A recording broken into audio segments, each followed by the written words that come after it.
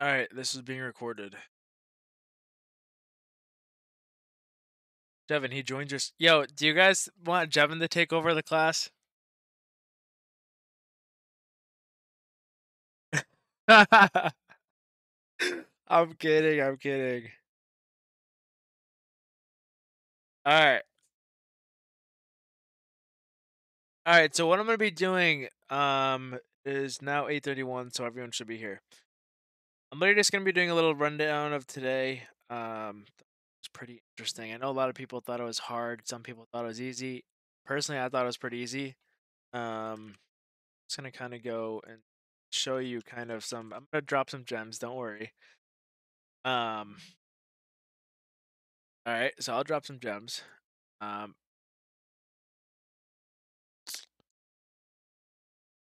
Man, I hate this. I hate this close. You guys see you're on deafen. All right. All right. We're gonna get started. So I came into the market today. All right, and keep in mind, none of this is hindsight. All right. I literally live stream this all the time. Hindsight that I don't know. So I came in the market today and came in. I started live around 9.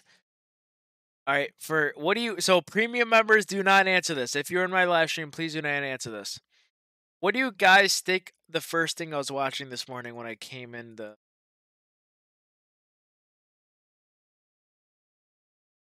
11-hour fair value gap? Wrong. What was I watching? What was the condition that I kind of had as soon as I came in the stream? Premium members do not answer this. Not to draw on liquidity, but it was a fair value gap. What was the what did I mark immediately when I came in the stream? Where were we? Look at where we are right now. Yes, exactly, and I got it right. I marked this 4-hour fair or this 1-hour fair value gap to the left. And the reason why I marked it was because there was also a 15-minute. The reason why I marked it was one, a 15-minute BPR, okay? And then two, it was a nice 5-minute fair value gap, so they kind of nicely combined here. So I kind of had this marked out, and I said my bias was dependent on this right here, okay? Why would my bias be dependent on this?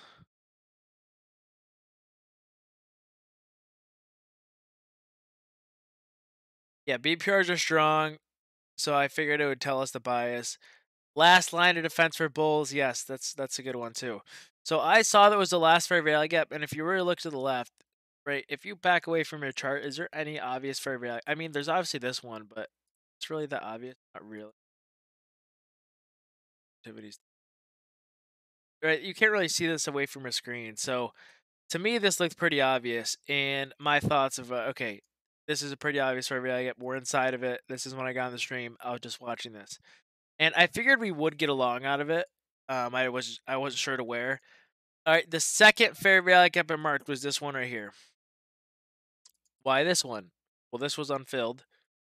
Again, like I said, if you back away from the screen 10 feet and you look at the screen, you can't see any of these fair value gaps besides this one. This is the only one you can.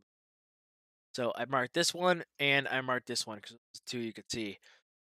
So now that I had my conditions for the day, I was kind of just looking for setups out of these two areas, right? The four side was being one, if we got a long setup out of here, out long. Two, if we violated this out short. Three, if we got a short from here out short. And four, if we inverse this out long. Does everyone understand those four possibilities?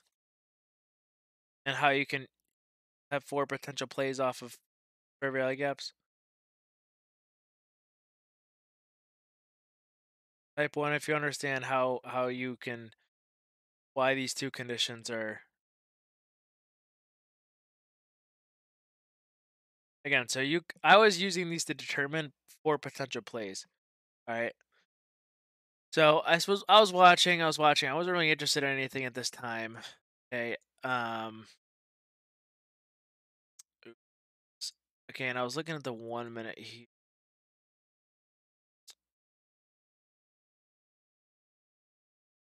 Anyways, I'm gonna go back to here.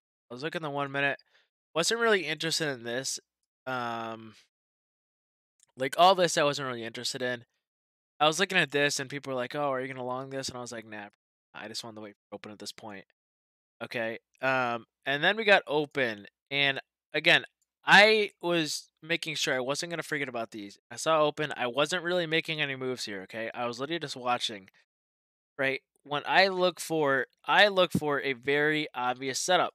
Okay, and I just didn't see any at this point. The only one I saw was this, but it disallowed. If you couldn't take it, why was this not a fair value gap we could take this inverse upside?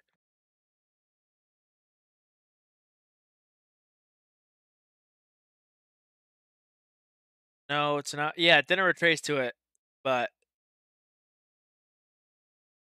yeah, we already hit internal liquidity, so we already hit this high. So I wasn't really interested in this at all because we already hit the internal high. I almost lost it, but I just stayed out and I was like, okay, I'm just gonna watch here. And there was a 5 minute breaker. So one of the members, they actually said, "Oh, take a short of this breaker because I'm in like a members account challenge." And I they put it in the poll, and a lot of people voted no, not to take it. Why would they probably vote no, not to take this breaker short?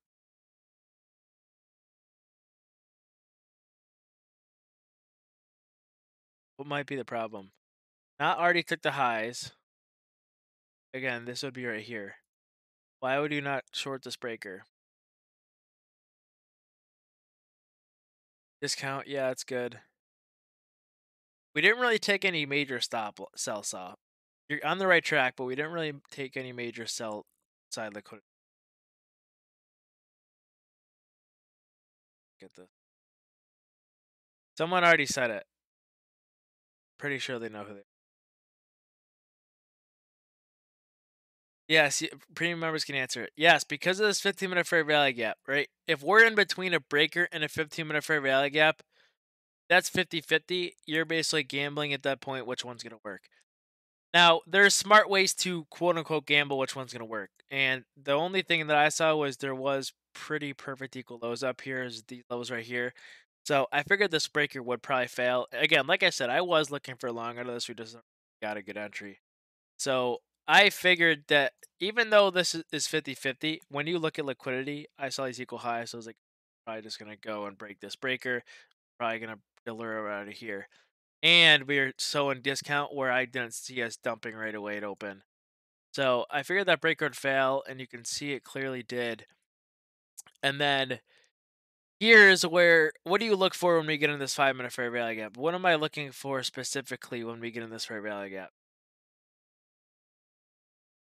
A rejection, yes, but what kind of model out of this?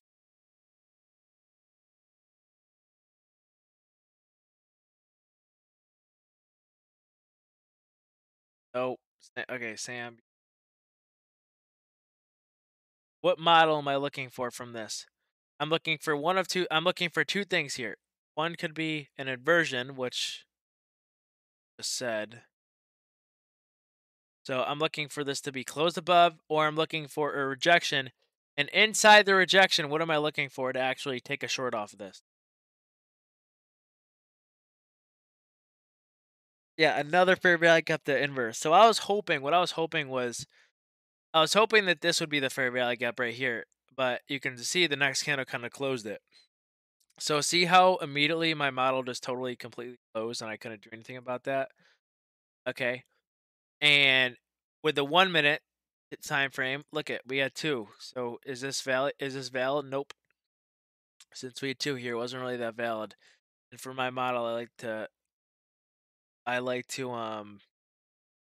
have one singular fair value gap, but in this case there is two. So these setups get messy. Okay, that's all I'm gonna say. And you can clearly see. So like, let's say you did short this one right here. Okay, what's the problem? I already went over this in my premium earlier, but like, what's the problem with shorting something like this? And keep in mind, I was teaching this all in live time. What's the problem with shorting something like this? If you're trying to take the inverse model and you take a short here, what's the problem?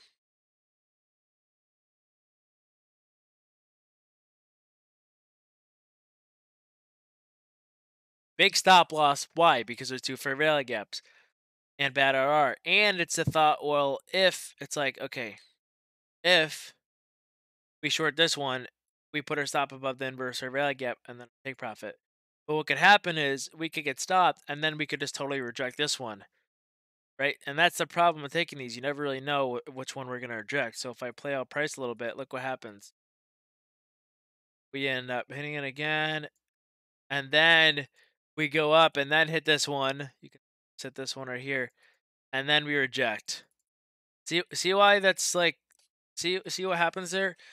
So the ideal stop loss would be up here, but by that time the stop loss just gets horrible and RR is bad.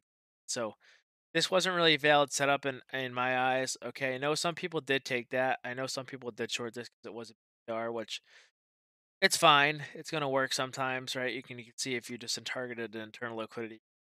Obviously, okay. This is a fine play. I would say this is more of a B plus setup, not an A plus setup, just because. But that's beside the point. Okay. Why would you not use this for an inversion to the long side now?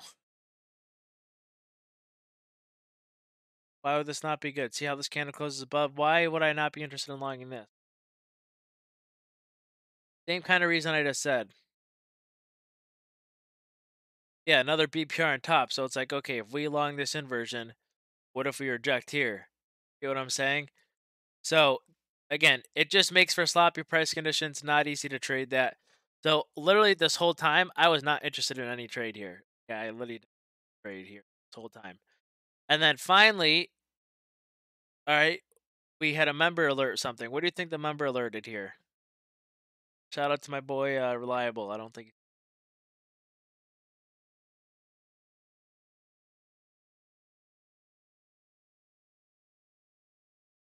Do not answer premium members. Please do not answer this. Double lows, nope. So you can actually see this low was taken. This low was taken. Purged. I can tell. Okay, I can tell you guys are pretty new, or you just don't use other stuff.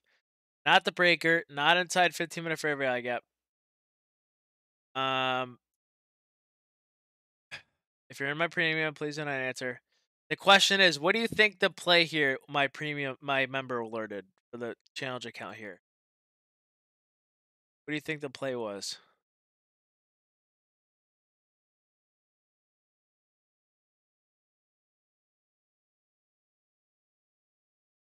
Yes, the inverse. Where is the inverse? Where is the play? What was the play here? What could you possibly take in looking at price action right now? What could you possibly take?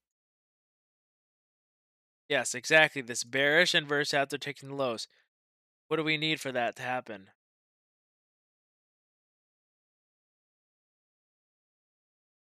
Yeah, exactly. Close above. All right. So this was the play reliable alerted, which I posted and executed. Okay. So good job to him.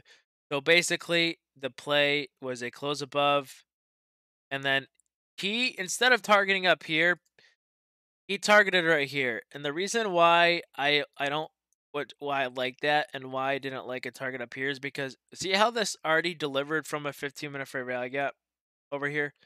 That means we don't, it's gonna, like, even if we don't go up here again, it's gonna be, we don't have to hit this high again because we delivered from a fair value gap.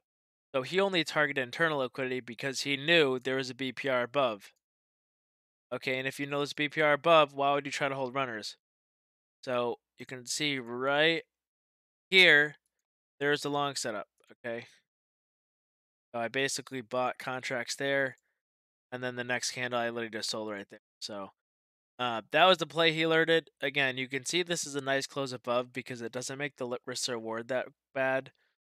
Okay, it actually makes the risk reward really good because the close above, that's like a almost a 5-point stop. If we close like right around here, that's like a 7-point stop loss, and that's really good for an inversion. Then you can see we just target right there. So does everyone understand the meaning behind this play? That was the first play the alerted. And again, I just talked through this price action with you guys, saying why I didn't like any of it and why I didn't trade it. Main reason was because The stop loss on this play would be where? Someone tell me.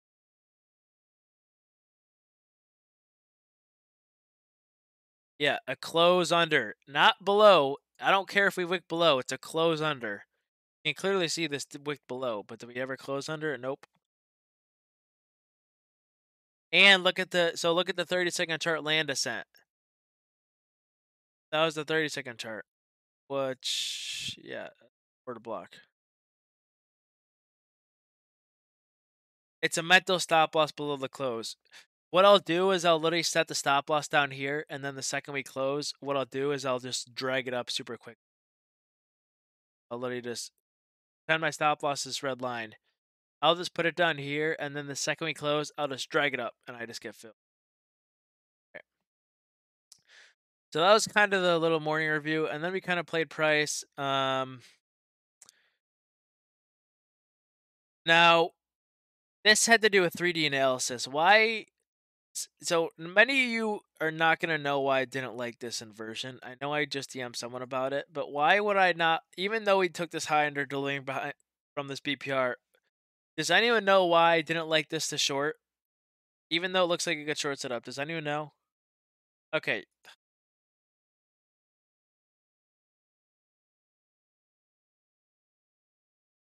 For my premium, don't answer.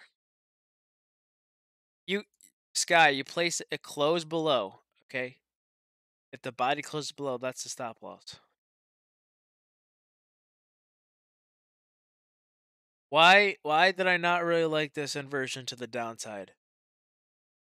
Um, yes, this is a BPR right here.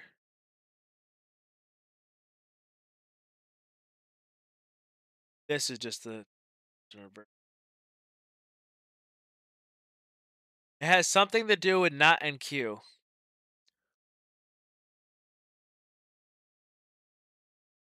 Not the Bullshit Valley Gap. Not SMT.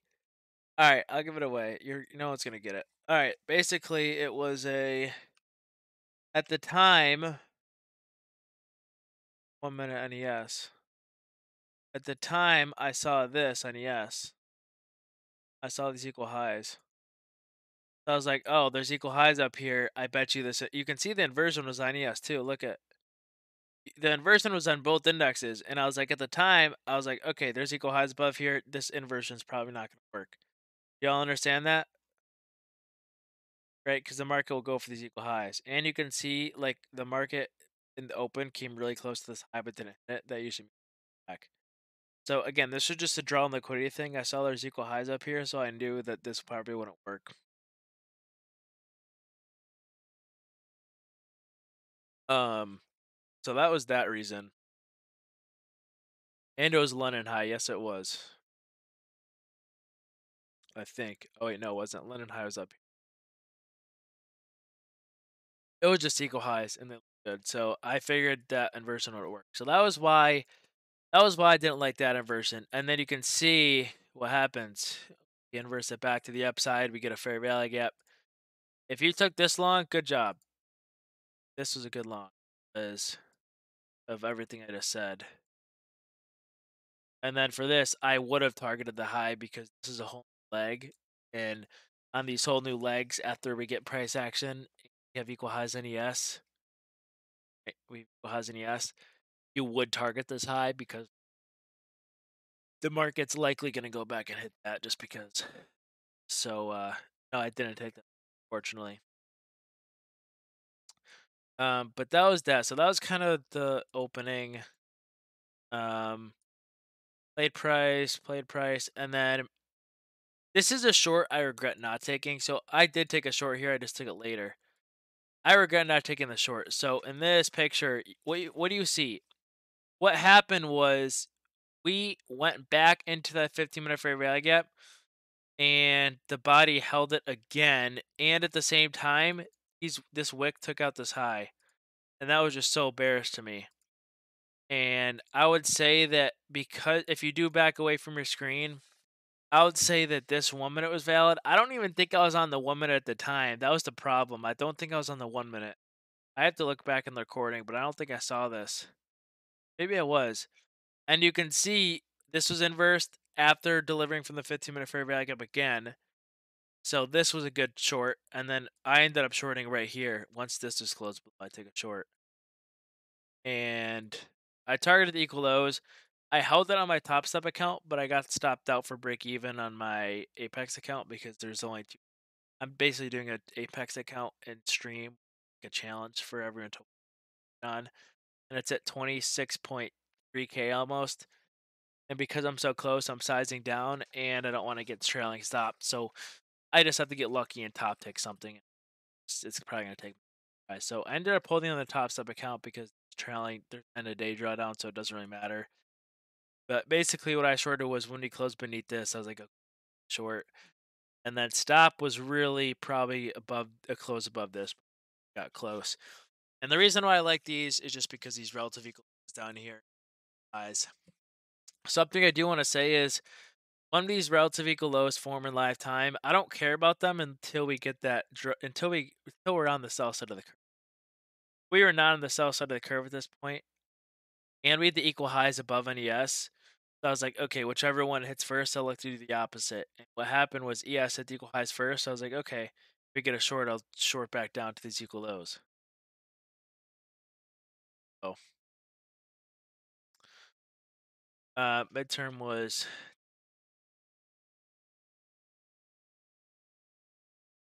saw that after the reaction. Understand.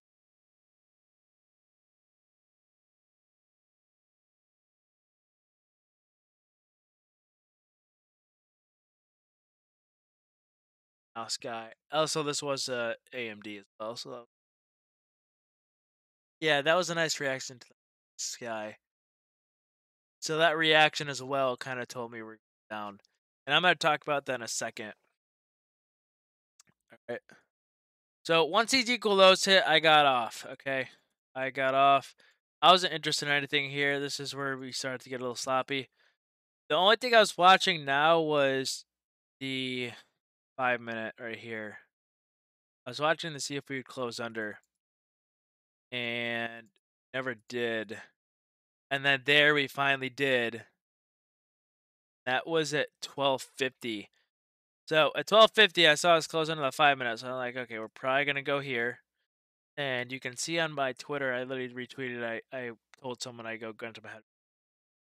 And the only reason I thought we were gonna go low day there is because we end up violating the quote unquote last defense for bulls. Right. But I know that sounds really cringe, but we ended up violating this, and I was like, okay, we're probably gonna go low day. I've seen this a lot before. So I went back to the 1 minute time frame, and this is about the time where I started getting back in the charts. And then I saw this major 15-minute displacement. I'm like, it's kind of weird. We got this major 5-minute displacement, 15-minute displacement. And at that point, I didn't touch anything, because if I'm interested in low day and I see this, that's like, okay, I'm wrong. I'm not gonna trade. And then immediately, I was like, okay, we just formed this fair value gap in the or even the 5-minute, and I marked this out, and I'm like, and at the time, I didn't think this was gonna get inversed because I was like, okay, this is kind of a lot of displacement. I know we didn't sweep this low yet, but I was like, this is kind of a lot of displacement. I'll just watch this. And I was like, I'll inverse it if we do go below, but I didn't think we were. So it was just a no trade for me unless we inversed it. And then I went to the 1 minute and I drew this because it's like, again, the only here you can see this one. It's the last one. And I marked this out, and I went into a live stream in another Discord. Leopard was live streaming, and I was like, okay, if this 1 minute gets closed below, I'm shorting. We just took back this whole move very, very quickly, and usually that when it happens, we just go to the opposing liquidity. So I saw this 5-minute. I saw that we would have to wait for the 5-minute close to enter, but I was like, okay, if this 1 minute closes, I'm gonna enter prematurely. I entered my Top Step account, and I'm like, okay, I'm shorting to this level. And I ended up selling everything here. The only reason I covered everything here is because I kind of kept in mind that earlier, I was like, okay, earlier we came down here, violated this 5-minute fair value gap, and then we re-inversed and went back up. So I was like, that's not logical price action. And if it's not logical price action, do not want to hold for the final target. I had to sell out low day or whatever. So I actually ended up coming out here just in case we're gonna have that random weird pump again. Um, so I did that, and you can see I ended up bottom taking this that I sold there, and then I started watching again. I was watching. I was like, I still had a pretty decent hunch for going to low day, and at this point, I went to the hourly, and on the hourly, okay, what I saw was I saw an order block that we were holding below. See, this is a nice order block here, right? This green candle before this down move. And I love using order blocks to give me the draw on liquidity. If I see us respect an order block, we usually go to the opposing draw on liquidity. So I kind of saw price respect this 3 times. So as long as we stay below this, I figured the draw would be slow. So I was kind of just hunting in the 1 minute for some sort of inversion model. And I saw this, and this is the thing people kept asking me about. This is more of an experience thing, I would say. Um, The reason why I didn't like this inverse for a short is just because we just took this low and we barely displaced under it. And we had this fair value, and we had a lot of variables in the higher time frame. This, this, that's too many variables to work with. I wanted a more like secure setup. But when I see all these fair values in the 5 minute, I don't really like taking. I like just something with a siren goes off. And the siren was not going off in my head for this one. I saw we barely displaced below this low, so I'm like, yet. But I still wanted low a day. So I was like, if this works, great. I don't want to take that. I kind of just watched, and then I ended up getting violated. I'm like, okay, maybe now, because of how big this green candle was, I was like, okay, maybe now if we fade this one, then I would short. And at this point, I'm like, and because we did tap in our actually we did here too, so I guess. But here we kind of tapped a little higher, and we precisely kind of hit the fair value gap. You can see right here, look at right here. On the 1 minute, we didn't really hit any fair value gap here. We hit this one. This seemed more precise to me. Precisely hit this one.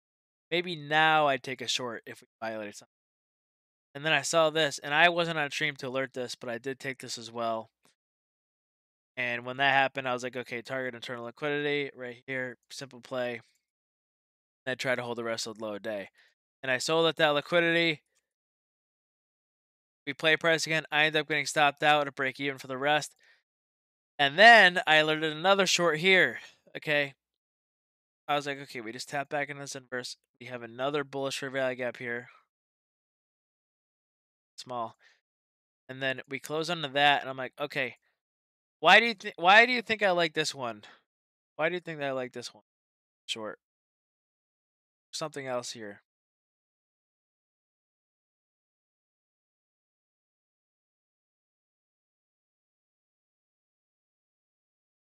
V volume and balance. No. Yes, low resistance liquidity. Do you guys all see it without me having to draw it? Your eyes see the low resistance liquidity in like 2 seconds without me drawing it? You can again, low resistance liquidity is an algorithmic trend line. Has to look algorithmic. And you can see right here, we got this very algorithmic trend line. Look how many times it touches in the form of trend line to the same exact spot. So at this point, I was like, okay, we're probably going to break this versus right here. My reasoning to short this was not because of low resistance liquidity. There's not low resistance liquidity here. It's this low. Right? There's high resistance liquidity. This one, there's low resistance liquidity, which means I figured we were about to slice through this. So this close, I end up shorting again, which I did alert this one time. And I sold everything here again. And I didn't want to hold to low a day at this point because I'm like, okay, we keep doing this bullshit. I don't know. Back up. So I just kept telling it to turn. Then I watched price and then watched price. And then right here, it was like right here, I think.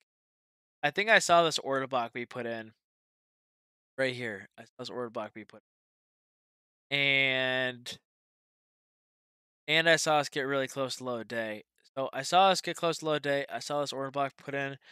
And then I alerted another one micro contract short because I was like, okay, I don't want to size minis anymore. I still think we're going down to this low. I took another micro contract short here. And keep in mind, I did post all these executions in the channel. And this was just to more see if I'm right. At this point, I didn't want to overtrade, so I was like up $1,000 for the day. Doesn't really matter. Take a one micro contract short, thinking, okay, because we respected that 1 hour order block, should go to yesterday's low. That was basically my only reason. And we rejected the order block nicely, and we literally just straight down accelerated. I just covered there. But I think that the gem to take away there is that 1 hour order block really tells you on the liquidity should go to yesterday low day, London low, Asia low, whichever one hasn't been hit, and you low day. Just that. Um, and again, that wasn't real. That was just the more see if I'm right, which. But once that happened, I was like, okay, I'm done. I knew we had Tesla earnings, and kind of play the mark a little bit. You can see what happened. This right here, rally gap.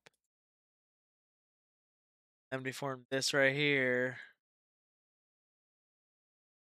We kept forming these bearish rally gaps, and look what happens. As soon as this broke above, this ended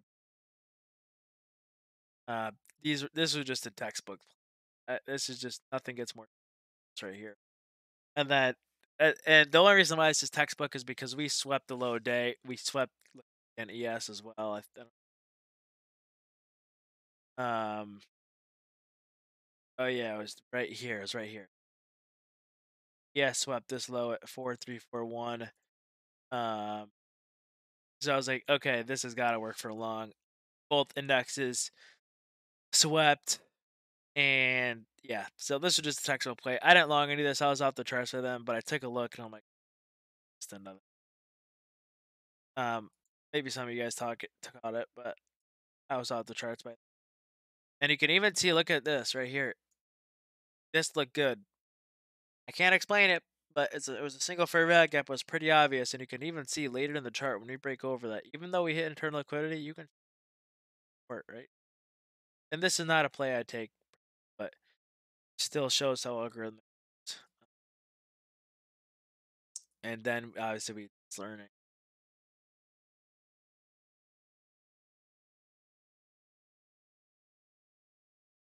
Uh, but yeah, so that was kind of a little review of today. Add this free session if you IDs. Screw me. Bro. Okay, yeah. Don't use code Alex.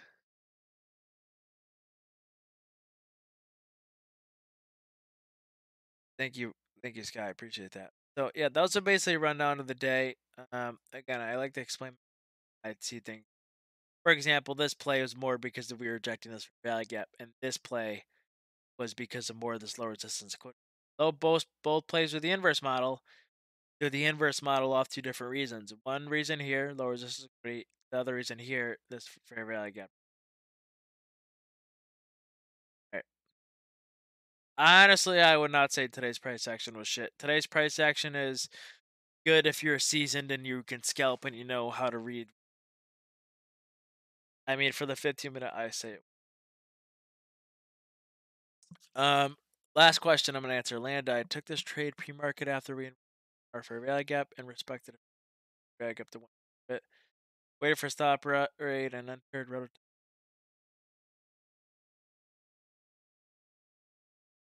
Um. Yeah, that was good. That's not my model, but that's something I used to do with ICT. I just look for hourly fair value gap deliveries, and I just take. I wouldn't short it without confirmation, but um, I do like that. Sure. That after we inversed on the 1 hour there, that was just so obvious we're gonna go low. So, and again, some people forget to check the 1 hour. Some people forget to yeah, some people just forget to check the 1 hour, and they really lose lack of bias. So you always need to make sure you're just checking the higher time frames. Because remember, in a full day's worth of trading, you're gonna get 7 hourly candles. There's a good chance an hourly inverse form. Okay.